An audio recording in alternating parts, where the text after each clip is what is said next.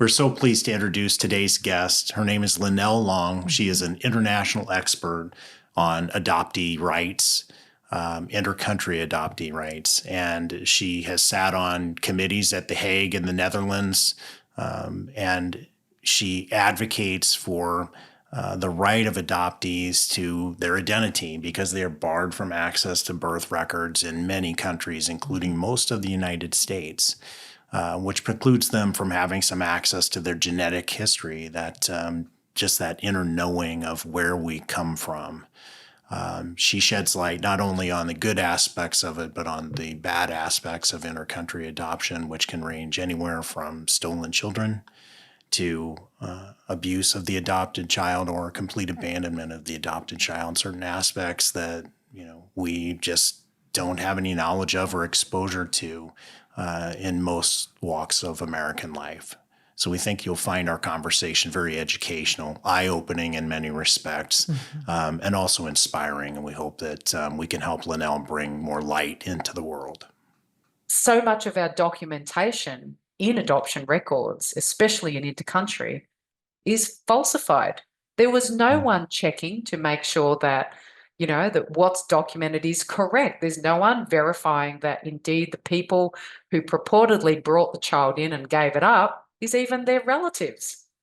There's no DNA testing to make sure that if you're signing and relinquishing your child, that they are indeed biologically DNA connected to this child that they're signing over. So you can see how easy it is for someone else to be placed in their place, to go, oh yeah, I'm the birth mother, here, I'm signing away. And in fact, we have it documented that, a lot of the Sri Lankan adoptions were done where they would purposely hire a pretend birth mother to do the thumb imprint and pretend that she's signing away her child. And the reason why they found out about that is because they even gave a photo of that woman to the child's parents.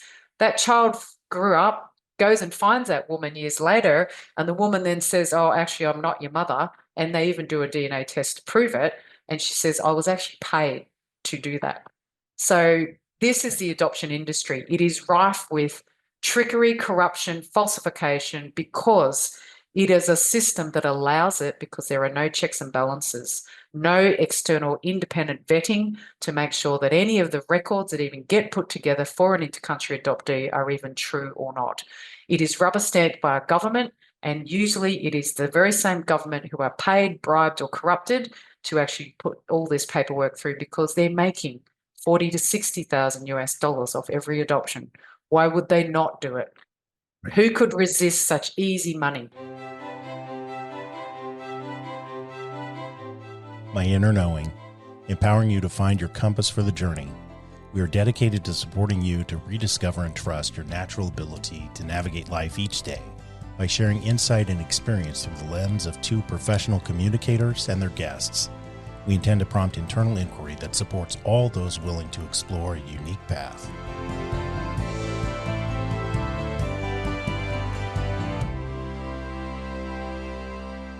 Yeah, it's very heavy, this stuff, isn't it? It's Well, it is. And once we start, if we get down that road, I'll probably ask you, how you carry that, I mean, I know you carry it personally because you lived it too.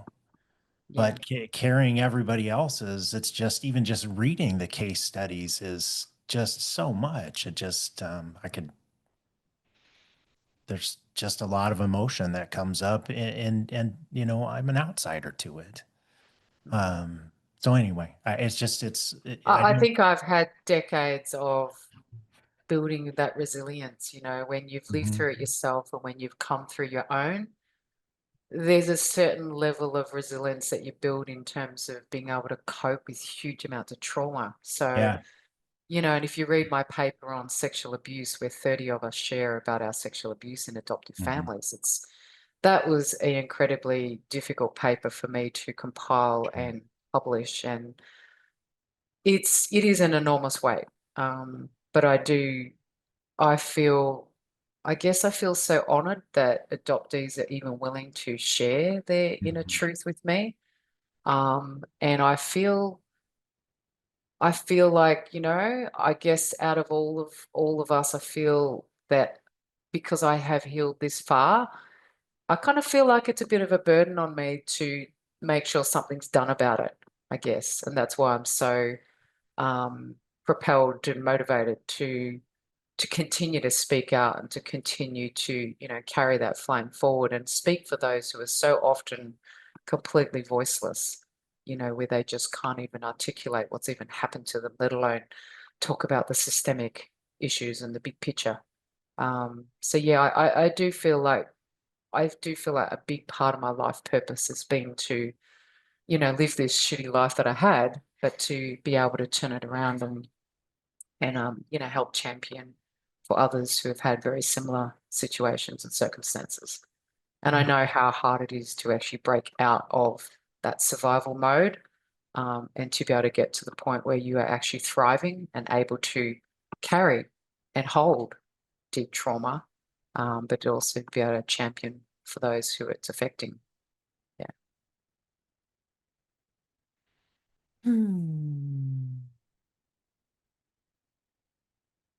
Morning to you guys.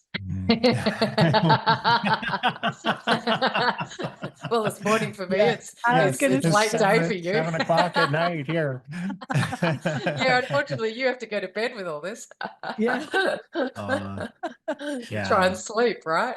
Yeah, Yeah. Yeah. that's okay. Early in my career, Lynelle, I had a young woman who had been adopted from Russia into a military family and was used by the father and the older males in the family really as their sexual toy. Yeah. Yeah. And the amount of trauma that she had and the amount of, self-harm and suicidality and attachment, and it was a lot. Oh, it just affects every facet of your life.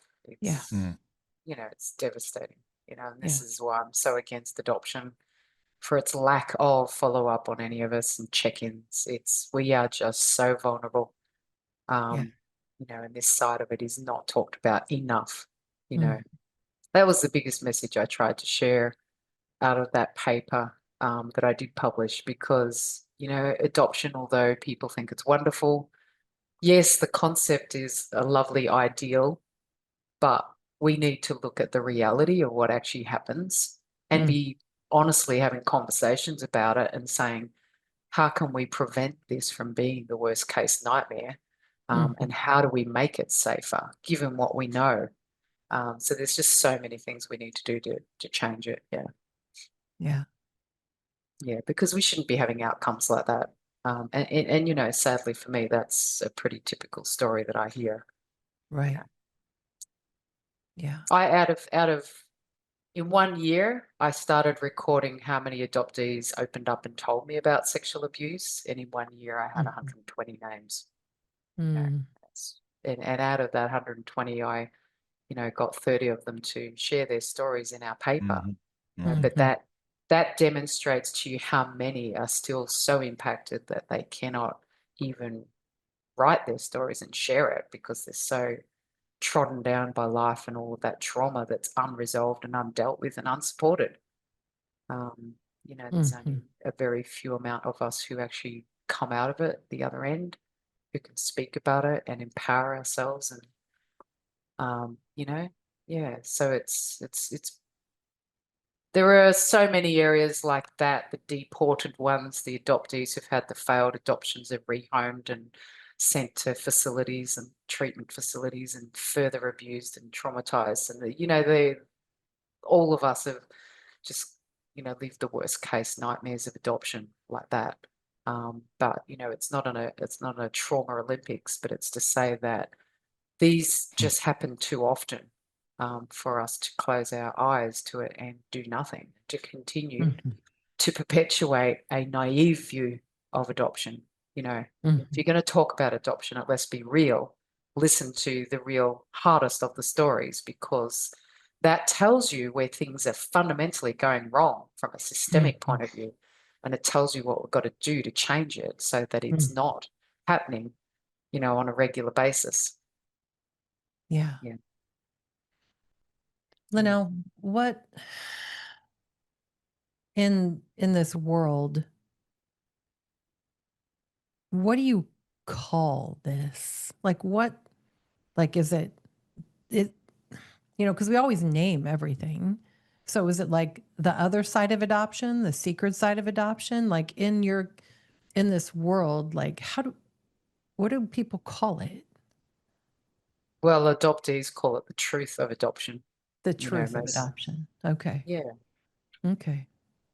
yeah. The untarnished truth. Mm-hmm. Yeah, we don't sugarcoat it like the adoption industry does. You know, they like to think it's a win-win.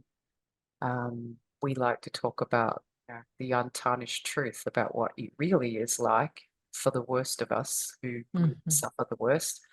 Um, and there's no doubt that there are, as I was speaking to Walker before, there are no doubt adoptees who've had wonderful experiences. Sure. And Sure. I don't deny that and I don't minimize that. And they are Right. welcome to their Mm. wonderful, stories. Right. But I say that there are too many of us who have struggled, suffered further trauma on top Mm-hmm. of the relinquishment trauma, the disruption trauma, the displacement trauma of being separated from our origins. And in these adoptive families where, even the basics of just even understanding race, the role that race plays, there's just such a lack of ignorance, especially in America, unfortunately, because you are not you personally, but your country is the biggest adopting country in the world for intercountry Mm. adoption. America has absorbed over half of the 1.2 million as a minimum number of intercountry adoptees sent and shipped around the world.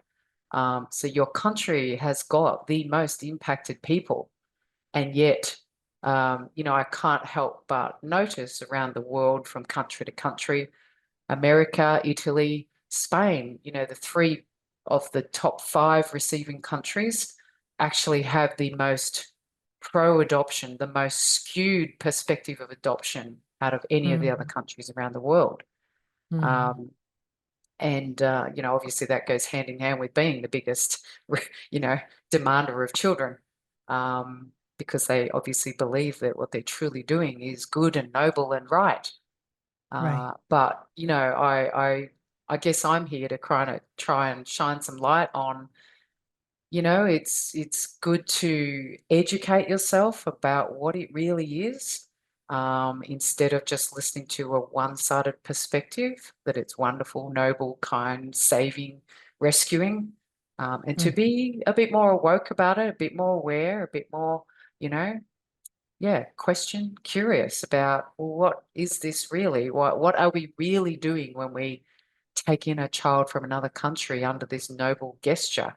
Mm. I challenge people to look at the concepts of the colonial underpinnings of Mm-hmm. intercountry adoption, that rape and pillage of a country's best resources. You're taking children from a country that actually needs them the most for their future generations. We all know that countries grow and develop based on the energy and the efforts and the intellectual power of their younger generations. They are the ones that are going to support the elderly as they get older. So when you take that from a country, you're essentially still continuing with that colonial, mentality of let's rape and pillage this country because, to hell with them, we're just going to take because we want. It's a very self-centered mentality, I believe, and it's kind of the opposite of everything that this is such a contradictory thing for those who do it from an evangelical perspective, because the very concepts of God and Christianity, you would think, should be about looking out for your neighbors and helping each other and cooperating and collaborating. But instead we take and plunder their children, and we don't think too deeply about it. So these are just some of the things that I think people who haven't thought deeply about it really need to challenge themselves on. Mm. What would you say? I mean, when we say the tarnished truth, that was just one aspect of international adoption. And we've talked off the record about so many others, when so many of our United States listeners would say, well, gosh, we're just, you know, taking care of children who need help and giving them a better life. And hopefully I'm not offending you by stating that, but I think that is the assumption that so many of us have without being Mm. educated about the tarnished truth, as you put it. So if you could um, give us, an overview of that, maybe it would help educate people more, just other than the one aspect we just talked about. Mm. The colonial taking of children, and it's not always a willing, and maybe commonly not a willing transfer of parental rights from the birth parent in the country of origin, right? You've described that, Absolutely. but so Yeah, many other absolutely. aspects.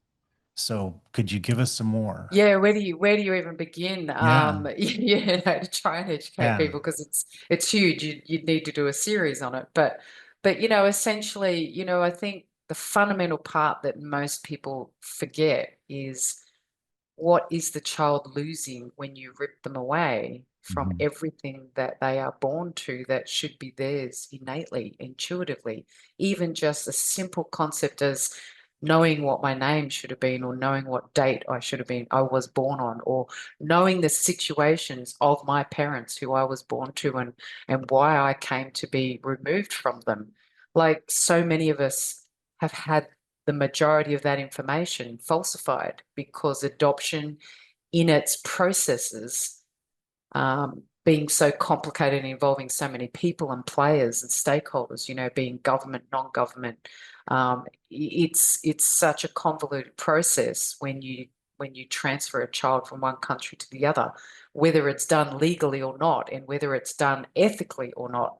Mhm. These are the many challenges with intercountry adoption. And fundamentally, at the baseline of every adoption, whether it be an international one or not, what you're doing is you're using an archaic legal mechanism of transferring parentage rights, which costs the child. Because even if I am in the worst case scenario of needing new parents because my other ones were, deemed violent, neglectful, harmful, right? Even if that is the case, why should I lose my connections to the rest of my kin, my grandparents, my brothers, my sisters, my aunts, my uncles? This is one of the fundamental issues in adoption that people don't think very deeply about, is that legally adoption severs our ability to be connected to the rest of our kin forever, unless we have the ability to actually undo that adoption. I'm in a country where Australia has allowed legislation changes that actually give adoptees the right to annul and undo their adoption, which allows us to revert back to being legally connected to our biological family. I would argue, in this modern time of understanding human and child's rights, that children should be able to be cared for without losing so much legally. So I shouldn't lose my citizenship. I should be able to be a dual citizen of both nations. I should be able to be recognized as being a citizen of my birth country and a citizen of my adoptive country. But the reality is, even citizenship, we have to fight for. And we know that in the US, for example, that all the adoptees who came to the United States prior to, I think it was 1989 or 1998, not sure which way around, but they got left out of the current Citizenship Act that gave them automatic citizenship. So there are hundreds who are adopted in my era who arrived in America to American parents who actually are not granted automatic citizenship, despite them living their whole life there. So there are just so many fundamental rights that I've just named, from knowing our birth information, knowing where we've come from, being able to know who our kin are, having citizenship rights, having rights in both the birth and adoptive country. So many of those things we are still fighting for, and people just don't even realize that. They think Mhm. that everything's a happily ever after story. And I always, like to say to them, well, even in the best case scenario where we perhaps find our birth families, which is still a fairly low occurrence, by the way, Even if we do find our birth families, why can't we claim them as our legal relative? Because by law, we are still adopted and we are still legally severed from them. In the United States, out of your 50 plus states, you've only got 3 out of those 52 that allow an adoptee to even undo an adoption in order to be able to be legally reconnected back with their original kin. That's just atrocious, right? That's not having a right to be able to claim who you are as the truth. So this is why so many of us who are adoptee advocates like myself speak out about these lack of fundamental rights, regardless of where you sit with adoption about it being a wonderful or not thing. You can't help but look at the legal lack of rights that we face around America, and it's just a complete lack of rights. So these things need to change if you've got a country so pro-adoption and you're so focused on, well, this should be a good thing. Well, make it a good thing instead of giving us so many barriers, hurdles to jump over to even be able to have what everybody else has got. So there's a few things there to unpack. Yeah, there. If you apply to revoke your adoption or to undo it in those few states in the United States that allow it, does that affect your citizenship? No, apparently Okay. not, and it Okay. shouldn't. So And at that's least and that's it the way it shouldn't. is in Australia as well. Yeah. So I've undone my adoption and I Mhm. still have Australian citizenship. Okay. What I don't have is my Vietnamese citizenship. So I'm still trying for 40 odd years. I'm 52 now, but Mhm. I've been trying for many years to be able to reclaim my birth citizenship, to be considered a Vietnamese citizen, to be able to travel there, live there as a Vietnamese, Mhm. to be recognized as Vietnamese, because I, in fact, was born there. And it was through no choice of my own that I've been airlifted and taken, to another country. We don't have a say, and yet it's our legacy that we've got Right. to navigate through, and often with no help, especially no help legally. So it's a minefield for us. Yeah. Have you been able to, I'm assuming you had access to birth family records in Australia or not? No? Not for me. Not Could for not me. Oh, get your birth. for domestic adoptees, yes, the Mhm. records are all open now in every single state of Australia. Right. We're quite advanced in the fact that Australia's recognised the wrongs of historic forced adoptions. They've apologised to the mothers and the families. They've apologised to the adoptees. They're even one of the first states of Australia, Victoria, is now offering compensation to the mothers. So that's huge, and it's very similar to the way Australia has dealt with the Indigenous people of this country, where they've apologised to them too and offered them compensation. So we're quite progressive in that respect, although we're still very behind in inter-country adoption politics. Despite people like me leading the way for a long time, 15 plus years, trying to get Australia to acknowledge the wrongs in our inter-country adoptions. Australia still has refused to do that. So, compared to other European countries that are leading the way in doing adoption investigations, apologising, stopping and banning their international adoptions, because when they've done each of these investigations, they've indeed shown the huge systemic practices that have infiltrated the entire industry and have not touched. It's touched every single country that has been adopted from.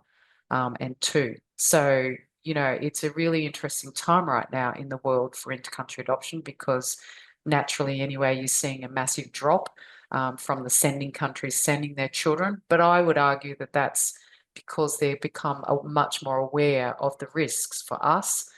There's been adoptees that have been, sent back to their birth countries unaccompanied. There's been murders, there's been deaths, there's been adoptees like me speaking out, saying how wrong this is and how we're not protected and we're not granted automatic citizenship in countries like America.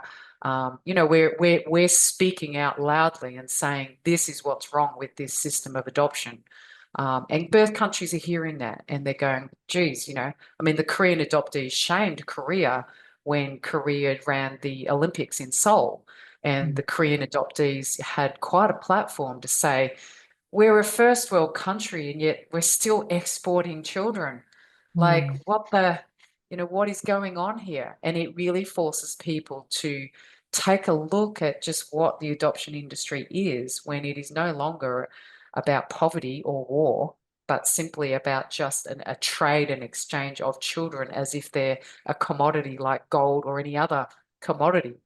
So yeah, we are definitely a traded commodity between countries. And I sit, I'm one of the few adoptees that sits at the Hague working group meetings, listening in on all the conversations between governments. And this has been a decades-long practice that countries will send children to each other as a form of soft diplomacy.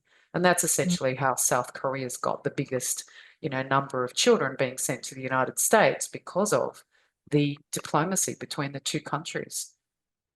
Tell us more about that soft diplomacy piece. What do you, Yeah, how does well, it happen? I mean, What's the incentive for the parents? Are they just oh, there's taken? no incentive for the parent. Oh, you mean which parents? Are you talking The about the birth Korean parents parents. or the? Yeah, the Well, Korean. there's no incentive for the Korean parents, because they were often and often are not even advised that their children are being sent to another country. So, you've got countries where initially, like the Korean War started, and there were a huge number of children who were colored and mixed. Right. And Korea being a very patriarchal and very, not sure what the right word is politically, but given their cultural focus on purity and family lineage, they did not want mixed race children. And that's initially how the Korean program started, because Mm. Americans realized that, these children were the children of GI soldiers based in Korea. And so there was some sense there of responsibility of, well, we should kind of take a bit of responsibility for our own children, our own blood. And that's initially how the Korea program started in the middle of the Korea War. But once the Korea War finished, you can see how Korea continued to send out mass numbers of children, even though they were pure Koreans, no longer just the mixed ones. And the same happened in Vietnam, by the way. So my country of birth, Vietnam, you had the US military in there again, just like in South Korea. You had this soft diplomacy. And of course, that's why you got Operation Baby Lift, because the South Vietnamese president, it was not an Operation Baby Lift from North Vietnam, it's from South, where the Americans had a relationship with the South. And so it was a form of, well, let us take back some of our mixed race children again and let us ship them back to America where, they might be with their fathers. But after the Vietnam War ended, you still had children being sent out, and you still have them being sent out today, because it is a form of, well, we'll give you our children as a sign of good faith that we have positive relationship with you. We trust that you're going to be looking after them. And in fact, when I'm currently reading Barbara, I think her name's Demerick, but she's written the really, there's a lot of publicity right now on a book, The Bamboo, what is it, The Bamboo Child? But essentially, she's a journalist who's just published a book on the twins from China that got separated. And in her book, I was just reading this morning, she writes about how China, she's actually seen how China does use and did consider sending out their 160,000 children, because it definitely was a form of soft diplomacy. They wanted to have positive relations with the United States. And when I sit in on Hague meetings, I know that foreign aid is sent in exchange for children. The Philippines, your relationship with the Philippines is a huge case in point. Those children are being sent to America in exchange for foreign aid.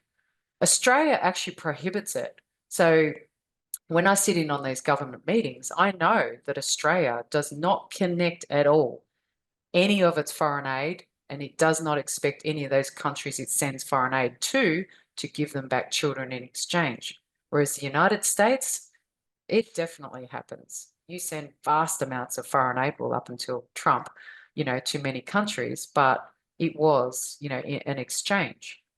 We'll give you, military might or things that the United States can offer, and you give us children. It's a trade. How are the children taken in the country of origin? I mean, how does the state do that? Yeah. Well, it depends on country to country, and you know, we're seeing a lot more of this documented country by country as things are exposed 70 years later. But you know, it's a variety of means, so it's very hard to answer that because it depends. So I'll answer and name a few countries. So China, for example, that was the one-child policy that really instigated that, because China had heaps of families who weren't allowed to keep their children. What do you do with all these surplus children that family planning and the government was doing when they were taking these children? Well, they were secretly shipping them off to countries like America to be sold for 40,000 US dollars per child. The families never knew. They never knew that their children were being even sent abroad. It's only coming out now with books like what Barbara's published, where they're going, wow, we had absolutely no idea that our government was sending our children they took off us and sent them overseas. Vietnam, there are enough legal cases for me to see that even with Operation Babylift, a government-sanctioned, you know, apparently, you know, agreed upon plan, that when those hundreds of children were taken out of Vietnam at the fall of the Vietnamese, the South, that you know, a lot of those children hadn't even had relinquishment documents from their parents. And you can see the legal cases where some of the wealthiest or the best able meaned Vietnamese who followed their children to Vietnam to try and get them back actually lost their legal cases because they had no legs to stand on in a foreign country trying to fight a foreign massive superpower like the United States to claim back their children that had been taken. So you see time and time again many documented histories of country after country where this is a form of sending children where the birth parents often don't even know what's even happened to their children. They just either get told some kind of lie, or it's the children are outright taken from them and they have no power for recourse. And they get funneled through a system called intercountry adoption, which on the adoptive parent side looks legitimate, looks clean, because you get papers that are falsified to tell you that, no, we looked for the parents and we couldn't find them anywhere. That's actually not often the truth, and we are knowing in our community of adoptees, and we find the truth eventually because of the people that do reunite with families where they actually say, my documents are completely just rubbish. They're not even anywhere near the truth of even what happened.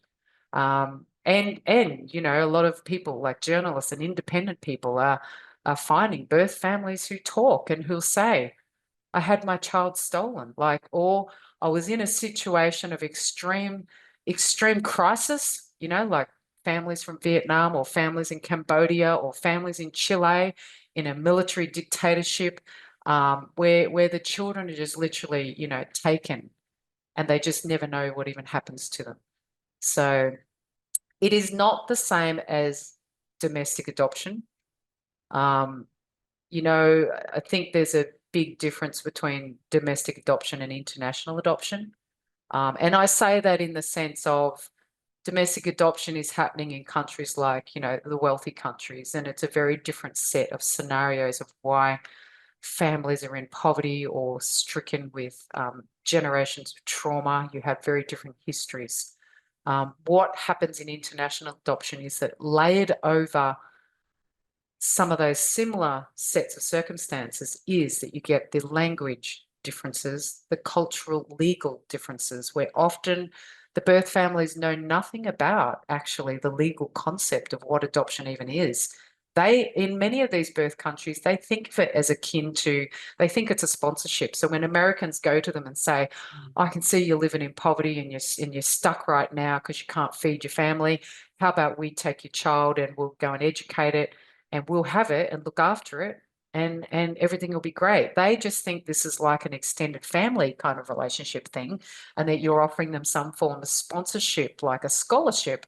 They don't realize that you're actually taking away their parental rights because they have no such concept in a lot of these cultures. And this is particularly true in African countries, where you've had a lot of, you know, a lot of trickery going on because the parents didn't understand anything that's a Western concept culturally and had no clue. And they just overlay their own cultural understanding of this big extended community thing and think that it's the same, not realizing it's completely not. So, you know, I have videos of the birth families in Ethiopia and Uganda, for example, where they're saying we were outright tricked. We didn't understand that Right. what was being explained to us was actually taking our children away from us forever.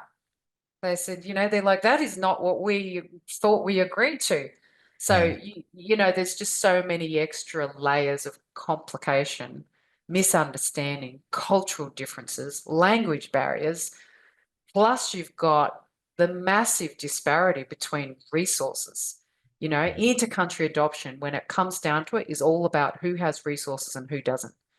Which are the people and which is the side that has all the power, the privilege, and the resources versus which is the side that has no power, no resources, and definitely no legal help to even, you know, even when they realize that they've been tricked or duped or taken advantage of, they've got no recourse.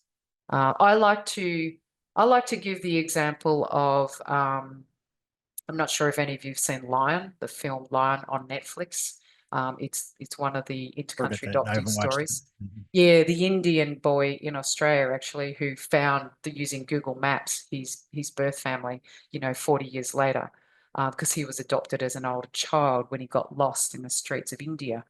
That story is really interesting when you juxtapose that against. Do you know about the Madeleine McCann story? The British family that went traveling to Spain and had their daughter taken, or she disappeared mysteriously when they were having a holiday in Spain. Now, why I bring that up is because this is a good way to emphasize the difference in who has and who hasn't. So in Madeleine McCann's situation, and I don't begrudge them all of the help they've been given. That is not the intention of why I say this, but what I'm saying is that her family were white, her parents were white. They got a lot of media attention. I mean, that story, if you Google Madeleine McCann, it's all over Yes. the internet and the world for trying to find that lost child. You Right. compare that to Saru in Lion. His birth mother from India also lost her child, which was Saru, the Indian boy who got shipped away to Australia and adopted. He was lost for 40 years. Did she get any help when she went to the police or to any places to look for her Indian boy? No, not one iota, not one piece of media coverage, nothing. What I highlight here is that if you're a person of color in a poorer country and you lose your child, there is not one iota of help made available to you. And I'm reading that now, even in these Chinese stories that Barbara has shared in her book, The Bamboo Grove, where thousands of Chinese adoptees have also been taken, stolen, whatever, and their parents have no recourse for help at all, compared to the Madeleine McCann family, where the world media is just spotlighting them and all over them because they're Right. white, they're privileged. So that's why I try to portray that story, because it's about who has and who doesn't have in this world, and why is it that we deem one set of parents as worthy of help, resources, putting legislation in place to make sure that they can adopt, whereas we don't put anything in place for those who are losing their children, want to fight to keep the rights to their children, but yet we don't empower them at all. And so what I'm saying is the Hague Convention and many of these structural tools that are in place to facilitate the transfer one way does not exist in reverse the other to help empower those less powerful. So inter-country adoption is a lot about justice, injustice, resources, who has, who hasn't, and who has the privilege and the power versus those who don't. And, you know, I hope that some people think a little bit more deeply about it, you know, after possibly listening to this. Yeah. One of the things that you advocate for is access to birth records. And I do want to touch on that. As an attorney, the paper trail is always critical. And it struck me as you were describing the process of either being duped or your child's just taken, unbeknownst to you, et cetera. You know, in the United States, you gave us a chart, or you sent me a chart that showed, I think, the majority of states, and I don't want to misstate it, it's really important, but it looked to me like the majority of states in the United States do not give access at all. And then there's a That's handful right. there may be 3 that give full access. And then there's some that it's like in the middle. But Yeah, I mean, there's no way to trace it with no access. absolutely. So And we are it's- born and then yeah, placed in families where we just have no means to find who do we come from? It is right. like a fundamental human need to know who we are. Yeah, And being, even if you got the most incredible adoptive parents in the world, that does never make up for, but I don't actually know who I am because I'm not from them. It right. is such a fundamental human need to know who you are at the core. You know, who was I born to? Who do I look like? Whose traits do I have? And when we're Right. placed in adoptive families, you know, we don't always get so-called matched. It's not really matching because how can they match an infant with some set of parents when you don't even know what that child's personality is even like as an Yeah. infant? So that whole concept of matching is just again an adoption terminology made up to make it look like it's somehow made in heaven. But the reality is that so many of us get placed and we end up growing up feeling like round pegs in square holes. We feel like we don't fit. And you can't get away from that feeling. And that's why so many of us suffer so much mental health challenges because we are trying to be chameleons. We are trying our hardest to fit and be what we're supposed to be, to fit this narrative. But yet, deep down inside, there's a truth in us that rings out and says, I need to know who I am. So when we're even brave enough to even go looking for that, we are faced with insurmountable barriers. Legislation doesn't support us. Right. And so much of our documentation in adoption records, especially in intercountry, is falsified. There was no Mm. one checking to make sure that, you know, that what's documented is correct. There's no one verifying that indeed the people who purportedly brought the child in and gave it up is even their relatives. You know, like there's no DNA testing to make sure that if you're signing and relinquishing your child, that they are indeed biologically DNA connected to this child that they're signing over. So you can see how easy it is for someone else to be placed in their place to go, oh yeah, I'm the birth mother here, I'm signing away. And in fact, Right. we have it documented that, you know, a lot of the Sri Lankan adoptions were done where they would purposely hire a pretend birth mother to do the thumb imprint and pretend that she's signing away her child. And the reason why they Mm. found out about that is because they even gave a photo of that woman to the child's parents. That child grew up, goes and finds that woman years later, and the woman then says, oh, actually, I'm not your mother. And they even do a DNA test to prove it. And she says, I was actually paid to do that. So this is the adoption industry. It is rife with trickery, corruption, falsification, because it is a system that allows it because there are no checks and balances, no external independent vetting to make sure that any of the records that even get put together for an intercountry adoptee are even true or not. It is rubber stamped by a government, and usually it is the very same government who are paid, bribed, or corrupted to actually put all this paperwork through because they're making 40 to 60,000 US dollars off every adoption. Why would they not do it? Right. Who could resist such easy money? Right. And this has happened around the world for every birth country that we come from. There is not one country that's untouched. And in my network of thousands of intercountry adoptees, I have counted how many birth countries. There are over 45 birth countries that we come from and represent. You know, it's huge. This is an industry across the globe. How many years have you been? Sorry, Teresa, I'm okay. kind of It's holding the spotlight here. It's just how many years have you been advocating for human rights, for adoptee rights? When did you start this?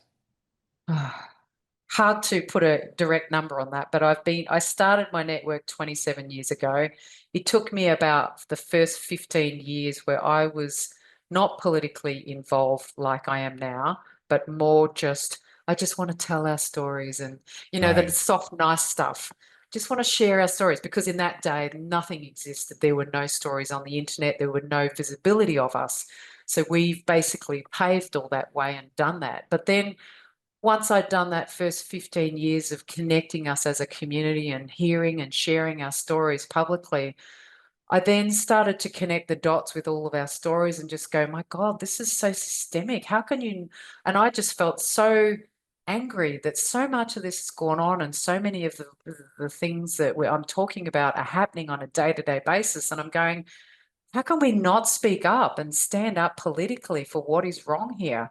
So, so yeah, probably in that after 15 years, I then started taking groups of us to meet governments and to say, these are our needs. Why do we not even have post-adoption support? Like America, the biggest adopting country in the world, you don't even have formalized, funded, mandatory post-adoption support for these 600,000 adoptees that are in your country. It's a crime. And so many of them suffer mental health issues because the trauma upon trauma is just gets too much to bear. So just does my head in the reality of, of what's actually going on. If you really were doing adoption well, some of the mandatory things you do is make sure you've got funded post-adoption support that's got the expertise. Like why is it that adoptees don't know where to turn in the US for any help? Why are we looking for lawyers? Why are we looking for mental health practitioners who actually understand transracial interactions where we're placed in people who are white, who know nothing about our skin color, nothing and know about our cultures, and fail to even help us to integrate who we are? So, there's just so many aspects of post-adoption support that are missing that should be absolutely there already after 70 years of intercountry adoption in America. Yeah. When So, you, so, oh, so sorry to answer your question. Yeah. So the last 10 years, 12 years, I've been doing advocacy in particular, and I actually changed my network name to reflect that because I used to be called InterCountry Adoptee Support Network, which was reflecting that we were about peer support to each other. I then changed our name because I realized that I couldn't actually support everybody because some of us have such significant mental health issues that peer support just does not even cut the surface. They need professional help. But the other part was I needed to change our name because I realized the power of our voice. There is something to be said for the trauma you go through when you live such fundamental displacement, such fundamental identity erasure, and you've got to find that again and figure out who you are and where you fit in the world and how the hell you fit between two countries and cultures and ethnicities, and navigate all of that. Like our voice is a significant part of the healing journey where when you can find your voice and start to tell your story, that's when you start to heal. While you hold it all in and bury it, that's when the mental health issues just compound because as those of you like Teresa know, as mental health practitioners, the trauma and the pain has to go somewhere. So if it's not coming out through your voice, it goes in through your body. You exhibit chronic mental illness, you exhibit chronic physical illness, et cetera, et cetera. So finding your voice, in my own experience personally, was such a life-changing moment to be able to harness my voice and to give power to our experience and start to speak out to change the fundamental structures of what is there and is taken as, a wonderful thing and assumed to be. And to challenge that system and to turn it on its head and to shake it, is what our voices need to do in order to make sure this doesn't keep perpetuating to the younger generations.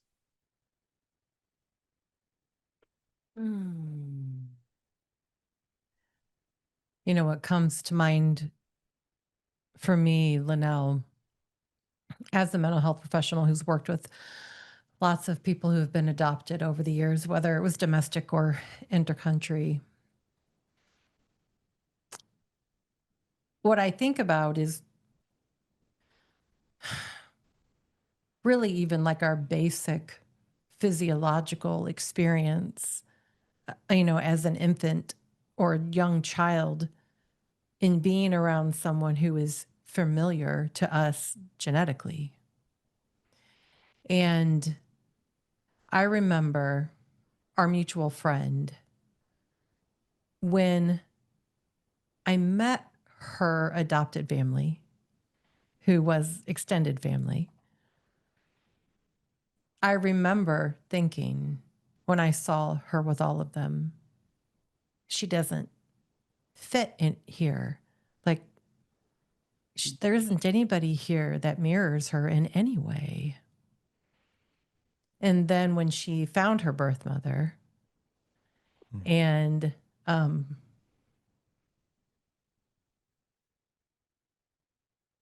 we did that Skype session with her biological mom. And I remember I was like, oh, there you are. You know, she was in her mom. Like, I could see her, you know, in that, the loss and the longing of just even her body looking for her mom's body, or her body looking for her dad's body. And her dad's no longer living. But even, you know, beyond the emotional distress, just the physiological distress that we just don't give any weight to at all. Exactly. And we all need mirroring. All of us do. Yeah. Yeah, you've And so absolutely just, got it.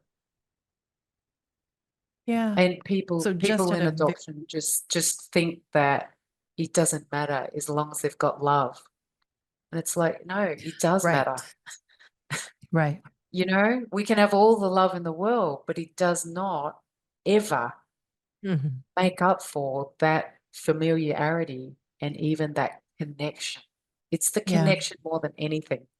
It's not just Mhm. necessarily, you know, because a lot of biological children don't look just like their parents. Right. But it's more than just the looks. It's the genetic Yes. history. It's Yes. knowing about your family. How did they get to be where they are, and who were they? Like, so many of us as just humans need to know and understand our family story. Mm-hmm. How did we come to be? How did my dad get to be, you know, in this industry or that job, or, you know, like, because there's usually a story behind Right. how that came about. There's usually Right. a story about how your parents even came to even conceive you. We all naturally want to know our Mm-hmm. story. Right. And I've written my story a few times, but I've you know, tried to describe to people who don't understand what it's like to actually have a story that begins with I'm adopted. You know, I Mm-hmm. don't know anything about myself. And Mm-hmm. that's, we as adoptees, we become very adept at living with a non-beginning. Mm. Um, but it doesn't mean that just because we look like we're coping with that non-beginning doesn't mean it doesn't impact us on a very deep level. And Right. it's why so many of us, and I can say this because I've done the research in my group of thousands of intercountry adoptees, that 80% of us want to find our Mm-hmm. families, Mm-hmm. even if it's just to understand the basic questions of who are they, what are their names. You know, Mm-hmm. some of us, most of us just don't even know that. Mm-hmm. And we just don't even know how our parents even came to be together to even conceive us, or Mm-hmm. where, or in Mm-hmm. what part of the country. Mm-hmm. You know, and so these fundamental pieces of information about who we are is core to our sense of being and Mm-hmm. well-being. And when you don't have it and when you miss it, it can't be just replaced by anyone. It's, even with the best adoptive parents in the world, their love, you know, they might be the most loving, amazing parents in the world, Right. Right. still does not undo the fact that you don't know who you are and you crave and want to know deeply who you are. Mm-hmm. And, you know, and in saying that, I will say I don't speak for every adoptee. Not every adoptee ever wants to, but Right. I would challenge that in saying that in my experience over the years I've been supporting is that we all change over time. And even if an adoptee right now says they don't want to, I would not be surprised, and I would probably put a bet on it to say that, you know, in the next 80 years, I can guarantee there'll be a point in their life where they'll finally go, maybe I do want to know now. It's, and Mm-hmm. everyone's timeline is different.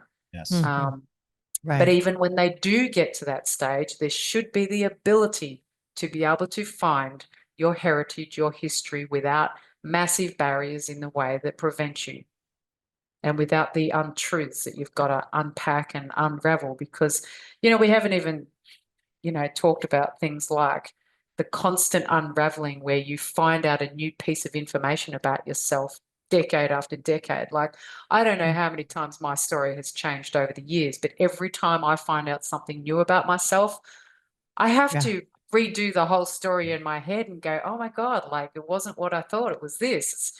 And it's this constant, just trying to come to terms over and over again with new bits of information. And it's exhausting for most adoptees. It Mhm. literally is exhausting. And that's why that, emotional support is so important. Mhm. Specialized emotional support. Yeah. Mhm. Yeah. The other thing that comes to mind to me, Lynelle, is the assumption that because I have more resources, the child will have a better life. Yeah. That's a big one. It is. And it's And just, I always challenge that to say you might materially, economically have more resources, but that does not ever, ever make up for a biological connection, a genetic mirroring, a ancestry that spans generations that is that child's history. Yeah. So material wealth, it's only one part of the pie. And sadly, adoption in the way that it's so transactional, parents are screened according to their economic status. mhm. And if you're too poor, you don't usually get the ability to adopt because it's really a privilege for the wealthier people. And that's, that shows you straight away the inequity of it anyway. Mhm. Whereas domestic adoption, if it's, I know that in America, your domestic adoption is just as costly actually Mhm. as intercountry, whereas in Australia, domestic adoption is actually free. So Wow. it's a very big difference between domestic and international Mm. because we don't have privatized adoption here. It's only all done by government, Mm. centralized. Yeah. So there's differences around the world, country to country, but yeah. Such a big topic, Lynelle. Yeah, it's huge. Mhm. We've just touched the surface. Right. I, Yes. I, Yeah. I've got to Keep ask going. another Keep going. question that you talked about that moment when you found your voice and kind of bringing it back to my inner knowing that struck me. And it may be finding your voice for a certain thing. I mean, at some point, you chose not to be a victim of all the trauma and you chose to be an advocate, this, lion out there is how I would describe you. Um, and I'm interested in hearing more about that. When did you find that voice, and what was it like for you? That's a hard question because I think, it's not like the voice and finding it happens at one point in time. I Mhm. think that it's like any journey of recovery and healing. It happens over layers and multiple stages. I definitely remember the very first time I told my story to a bunch of social workers in adoption, where I was specifically telling my story to try and help them understand the complexities. So it's, finding my voice was very much a chosen, selected way to do it because I knew that, often you can tell a story of deep trauma and you can get brutalized by people listening because they're not trauma informed and they can actually invalidate you. I very specifically was careful about how and who I tell my story to and still am. That's why I checked you guys out first and didn't just go, hey, yeah, I'm going to do an interview. Right, Great. I'm very right. selective because I like to make sure that people are using my story for the right intention of which I'm intending, not Right. just to, make a great trauma story for the hell of it, because, people love trauma stories just to, I don't know, get interest. It's, like Squid Games or something. We are not a Squid Games. This is actually real. So finding my voice happened in multiple ways over multiple times. And definitely, there are key steps like when I first took our group to the Australian Prime Minister, the top high power in the country. That was a very significant step too. And ever since then, you know, and then getting our voices to The Hague and then getting our voices to the United Nations, they have all been steps I have taken that have helped me get stronger and stronger every time in my voice. And that's why I guess I'm such a loud voice now and so articulate and so clear on my messages, because I've had many years of practicing and saying what needs to be said and learning how to say it succinctly and efficiently. Whereas if you had heard me in my first, you know, year or two of running my network, I would have been saying all sorts of crap that I look back now on and just cringe and go, oh my God. I mean, I honestly didn't even know the proper adoption language, right? I didn't even know the term intercountry adoption was actually the legal term for it. I called it, you know, I just said I was transracial and I'm adoptee. I didn't know any language. So finding our voice it's a kind of like a process, because I had to educate myself on even what the terminology was. Then I had to educate myself from the perspective of the trauma-informed perspective of it, overlay it. Then I've had to inform myself from the legal perspective over it. And so there's just so many different facets in which I've had to educate myself and become more aware in order to make my voice more powerful and be able to do things effectively. So, but yeah, I do remember the times in which my voice was very shaky and I was very scared to tell my story. Whereas now it feels like way in the distant horizon that was even a thing, because I am so grounded in who I am now, and you know, and I'm so confident. I'm so liberated because I've done so much in my life to take action, to take back power, to reclaim myself, and to hold those to account who harmed me. You know, and I've still got some parts to go with that, but there's key factors in my journey of which I've taken in order to find that voice, empower that voice, and to liberate my voice fully. Yeah, because a lot of adoptees, that weight of gratitude, that's probably the hardest part to overcome in order to find your voice and speak your truth. Especially harder if you've had a loving, amazing adoptive family, because it almost ties you and holds you down from speaking your truth more. For me, because I had a harmful adoptive family, it's actually in effect become easier to speak out, because even society has now deemed through my criminal court actions that indeed what my family did was wrong to me. So it liberates me on another whole emotional level to actually speak my truth, because now I can do so. And even if people dared to say, well, you know, you're just one of a minority or whatever, I'm going, yeah, but it was criminal, right? So people can't deny that. Whereas before my abuse in my adoption was shown in court to have happened, and he pled guilty, people could question it and go, oh, you're just a crybaby adoptee who's going on and wanting to bemoan your whole life, right? And this is the problem, is that as an adoptee, if you dare to speak up about anything painful, hard, difficult, challenging, most people will just shut you down with, but aren't you lucky? Aren't you grateful? Haven't you had great family? Aren't you in a great country? And they'll rattle off 50,000 reasons why you should be happy, which completely ignores and diminishes and denies what you're trying to say. Like we can hold dual feelings at once. We can be, I am so grateful I've been adopted to this amazing country, Australia. Thank God I wasn't adopted to America, because I would be on the deportee list.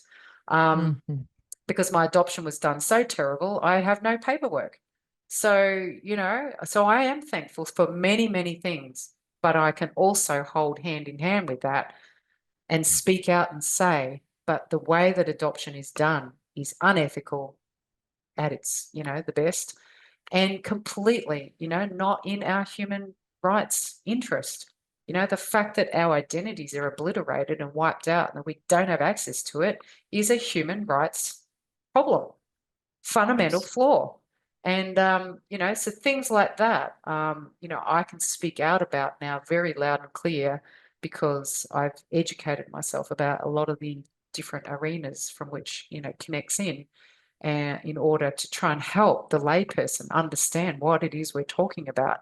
I used to never talk about my abuse or about that part of my adoption or indeed my own story because I knew that most people try to shut you down straight away if they're not trauma informed. And they try to tell you how, wonderful it's been despite it all.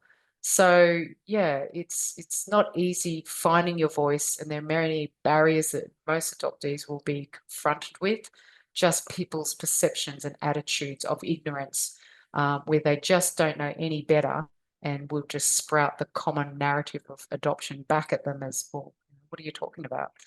So, Right. I challenge people who think like that to just take a step back and try to listen and ask more probing questions to allow that adoptee to actually tell you what their experience has been like without you judging it and without you expecting gratitude or, some lovely story to come out of it. Just, allow them their truth because that's in fact what many of them need to heal.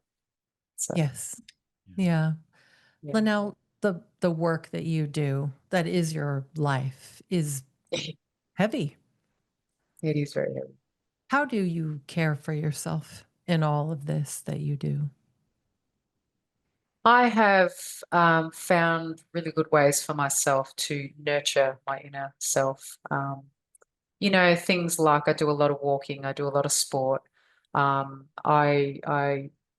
listen to a lot of music, and I have a core life outside of adoption as well. So Mm, I make sure that I'm balanced and that I'm mm, not just all adoption. I take time out. I distance myself from the community when I need to. I don't make myself fully available. I have boundaries. I've learned a lot mhm, over 27 years how to actually manage myself because mhm. if you're going to be a support to people with this much trauma, you've got to maintain a balance in your own life and you've got to find your own healing. And I was Yeah. fortunate enough to have some incredibly talented and wise um, people, healers, who helped me heal from my significant traumas. And Mhm, they, I couldn't have done it without them. mm, Yeah, I would still be stuck in that vicious cycle I used to be where I was in my head spinning around going 100 miles an hour and, just stuck in crisis mode all the time and constantly mm, sabotaging my life and, just not even able to have a healthy relationship with anybody, let yeah. alone myself. So Mhm, it's taken a lot of work to heal and to come through. mm, But it's definitely held me in good stead in order to be able to support others. mm. And a lot of the action that I've taken in terms of legal has really helped that healing really Mhm, to the end of its journey. So I do feel right now that I'm at pretty much the end of what I need to do for myself. Mm. And a big part of that has been creating the network of support that I've created, yeah. to give back to the community and make sure that others don't have to do it alone like I had to, but to make sure that I'm providing what I would have loved for Mm, myself. Yeah. mhm. Mm. Someone who gets it, someone who understands, someone who can validate. Yeah. That drives me too. Yeah. Yeah, Yeah. that's You too. awesome. Yeah. Yeah, I can hear with you too. I'd love to reverse situation and hear about you guys one day. And understand how, first of all, how did you become a lawyer who's so emotionally switched on, Walker? I'm just like, still in like, wow, what the hell? This is so rare. Where did you come from? What Thank did you you. go through to get there? And Yeah. for you, Teresa, I know that having studied psychology myself, I know that a lot of us have, obviously lived trauma in order to be curious about it, to try and unpack it and figure it out, right? So Yeah. I can imagine there's a backstory there too. So I'd Mhm. love to hear that. Yeah. Thank you. Oh, it was such a great conversation, Lynelle. Thank you. Thank you for joining us today. We are excited to explore life with you. We encourage curiosity, self-growth, and we strive to be more compassionate every day.